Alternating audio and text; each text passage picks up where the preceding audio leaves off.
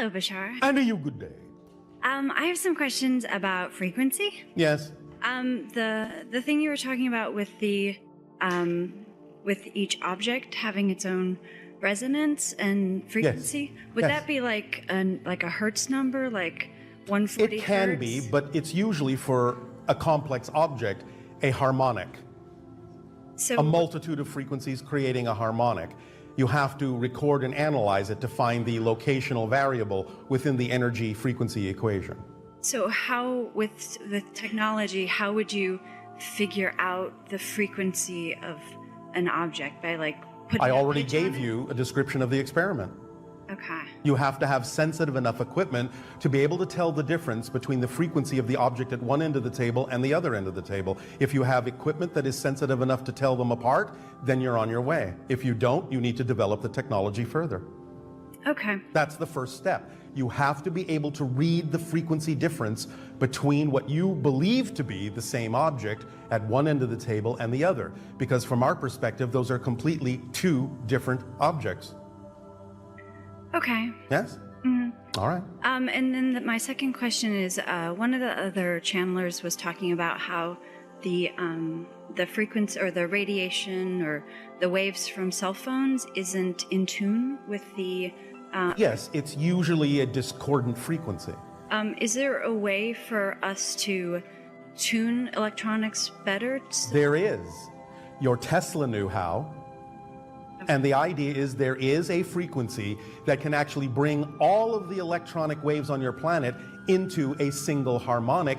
It's based on what you call the Schumann resonance, the vibrational frequency of the Earth, which starts somewhere around what you call 7.85 hertz, but actually does go up and down a lot based on a lot of different variables.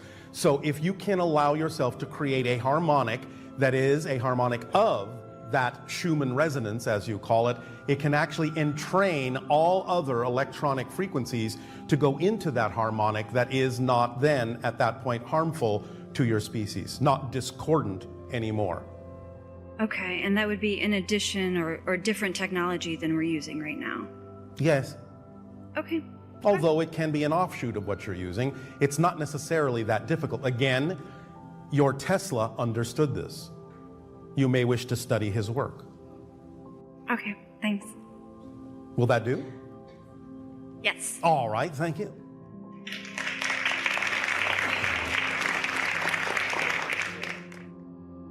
Hello. And a you good day. Yes. So, I don't really have a question, but You can maybe make a statement. I can make some kind of query into something. A query is a question. I recently heard about something called the delusion of grandeur, Yes.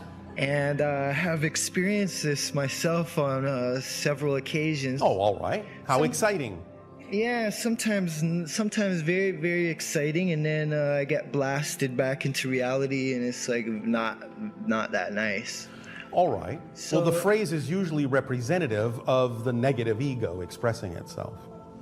The phrase is the negative ego expressing itself. Delusions of grandeur can mean many things in your society. It can have negative meaning, it can have positive meaning, or it can be used negatively or positively.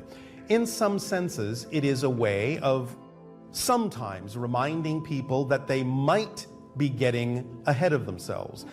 Otherwise, it can be used to also suppress people. You have to have the discernment to understand how it's being used. Some people who are afraid of people excelling might say you're having delusions of grandeur just because you're attempting to go what they believe to be beyond your station in life.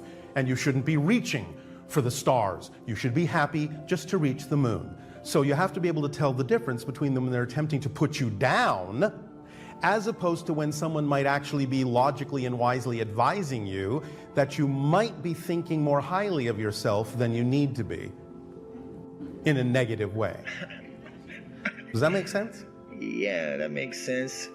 I have another question about these recurring nightmares that I have about the ocean and. Oh, how exciting! Yeah, it's very exciting. I was wondering if you had some insight into like what that might be. It usually, not always, but it usually, in general, is a reflection of dealing with deep emotional issues. So does that ring a bell? How can I deal with those a little more efficiently or? Well, are you experiencing the ideas of believing in lack of self-worth or lack of deservability? Yeah. All right. Then that's a good place to start to understand that you have belief systems about yourself that is filtering your energy in a manner where you are creating a discounting energy of yourself. Is there something in life you would rather be doing? Something that is your dream, your passion that you're holding back from for some reason? Probably, yeah. That means yes. Yes. What would that be, or what might it be? It doesn't have to be the end-all be-all, but can you name one thing that you would really, really be passionate and excited to do that you are not doing for some reason? For some belief system you have that something bad might happen if you do? Or that you're not good enough, not worthy enough, or someone might reject you if you went in the direction of your truth? Any of those ringing a bell? Yeah, those are ringing little bells. All right. Do they add up to one big bell? The one, the one big bell. All right. Is someone calling you a ding dong? Yeah, everybody call me a ding dong. All right. Well, can you give us an example of what you're passionate about that you're not doing? Well, I'm doing like I'm doing these things, but I would like to be doing them like on like 1,000 times better. Yes. Well, that's what we say. When you're doing your excitement, you have to do it in the most exciting way. If you're not really doing it in the most exciting way to the fullest that you can, you're not really doing your full excitement. So what is holding you back in your belief system, in your definitions of yourself and your definitions of life? What's holding you back from doing it 1,000 times more strongly? What are you afraid of, in other words? What are you afraid will happen? There's a big fear, fear. Of? Come on. Nothing to be afraid of, to be afraid. Come on. What? What are you afraid will happen? You're among friends. I mean, I don't know. It can't get much worse than like. Oh, sure it can. Yeah. Believe me, what's you are all fear? very fear creative like at making things worse. Now, can you be as creative at making them better? That's the question. What was that? Don't use your creativity to make things worse. That proves you are creative, so why not use your creativity to make things better for yourself instead of worse? The universe doesn't care which way you use the energy. Since you have proven to yourselves that you can make things worse, why not choose to use the same creativity to make things better? Yes? Yeah, that sounds good.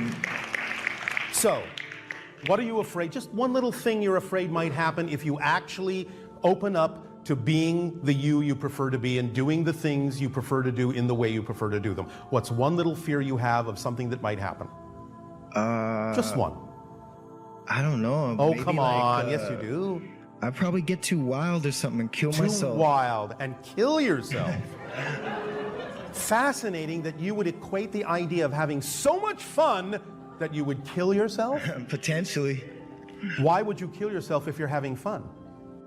Well, the tendency to like, there is no medicate. tendency. There is no tendency. You see, this is what we're talking about. You have definitions that you're treating as if they're facts. You do not have a tendency. You are making a choice to believe in something.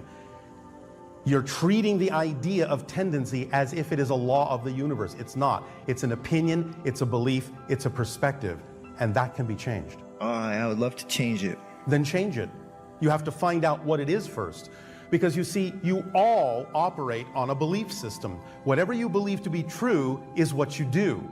Now, you can recognize that there may be things you would prefer to do that you're not doing, But the only reason you wouldn't do them is somehow in your motivational mechanism within your psychology. The only reason you wouldn't be acting on what really gives you joy is you must be defining it as something that wouldn't. That's why you would move away from it with all your power and all your strength. You have to find the definition that is coloring your excitement and making it seem darker than it is. When you find that definition that's coloring it, that's dampening it down, that's filtering it so you can't see the light in it that clearly, then you can let go of that definition, because once you discover what that definition is that's out of alignment with your truth, you will see that it's nonsensical. It makes no sense. It's something you picked up on the way from your parents, your society, your friends, your school. Someone, somewhere, fed you a belief that has nothing to do with you. It belongs to them. You're carrying around belief baggage that has nothing to do with you. Drop it. It doesn't belong to you. But you have to identify what that belief is in order to see how nonsensical it is to keep buying into it. So that's the process and that's the exercise. You ask the question in one of two ways. A, what would I have to believe is true about myself in this circumstance in order to feel what I'm feeling? Or B, as we already asked you, if I did act on my highest passion, what am I most terrified might happen? One way or the other, the answer, the definition will come to you if you're willing to receive it. And once you receive it, you will see there was actually nothing to be afraid of. It's just something you bought into and believed to be true, and that's what made it seem real. Because remember, physical reality is an illusion. The belief systems are simply designed to make you believe that it's real. That's how they operate. If belief systems didn't work to perpetuate themselves and make it seem real, you couldn't have a physical experience, because physical reality isn't real. It's just a projection of consciousness. It's a shadow play. It's a projection on a wall. And the beliefs make it seem dimensional and solid. It's not. It's not. You get to choose what to believe is true within the parameters of the game that you're playing. But that is a lot of leeway. And you can decide that some definitions and some beliefs simply don't work for you, and decide which ones do, and move through life that way. Because again, you will never be contradicted by life itself. What you put out is what you get back. It may not always look like you think, it may not always look like you expect, but it will be there for a reason. And if you stay in a positive state with it and know that there must be a positive reason why something showed up, as we said earlier, even if it's something you don't objectively, neutrally prefer, it's there for a reason. And if you stay in the state of knowing that, you will always get the positive benefit from why that has shown up. If for nothing else, thank you, if for nothing else, that sometimes you will draw what you don't prefer as a contrast to more clearly understand by comparison what you do prefer. And that's how you use what you don't prefer in a preferable way. Make sense? Yeah. Does that help? No. All right. That's your path. We will let you ponder it. Let it sink in. These are the way things work. This is how reality works from our perspective, but you have your own path. Thank you so much. Our unconditional love to you. Mine too. Thank you.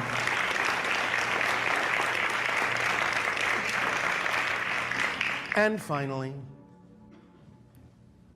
Hey Bashar, and to you, good day. I have a question. Does the choice become random if you allow yourself to present yourself with truly equal options, or is it then when your true unbiased preference can shine forth? Well, yes, and there's a little bit of both in that, because you understand that synchronicity on your planet can allow for a number of different kinds of paths to serve the same purpose or the same function. So unless there is some reason why you really need a specific thing to happen in a specific way, most of you are satisfied enough by simply putting out the energy of the theme you're exploring and allowing any number of things to show up seemingly randomly that will work for you in a certain way, and as long as that certain way is fulfilled, it doesn't really matter whether you choose A, B, C, or D. Does that make sense? Yes, Does that answer the question? it does. Thank you. Is that it? I would have another question Yes? for someone from the audience. All right, well, He asked we'll me see. to ask how advanced are like the propulsion technology on Earth at the moment that is hidden from the public? It is capable of manipulating electromagnetic and gravity waves to a certain extent, but it's not as far along as many people suppose. It's not as controllable by certain people as many people suppose. Nevertheless, it is farther along than you've been told. Not sure how to give you an order of magnitude. Does that help? I guess. All right. Well, in other words, there are crafts that have been created by humans on your planet that do exhibit some of the traits that you assign to some of our craft, but they're, let's just say, to use your own vernacular, the Model T version compared to our craft, but they still do remarkable things. Does that help? Yes. But? No, but. All right. Oh, I just heard from the audience. Are they transdimensional? Yeah. They can be, but it's not really fully controlled at this time. And therefore, there have been what you would call a few unintended events. Therefore, it's not really completely under your guidance yet. And besides, certain things won't be allowed because they impinge on other realities that you have no business impinging on. Does that make sense?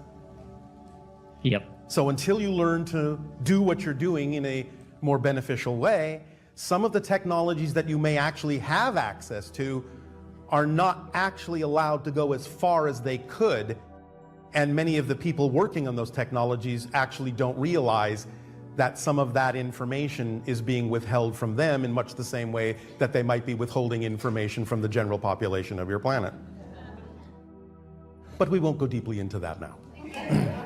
So thank you. Thank you.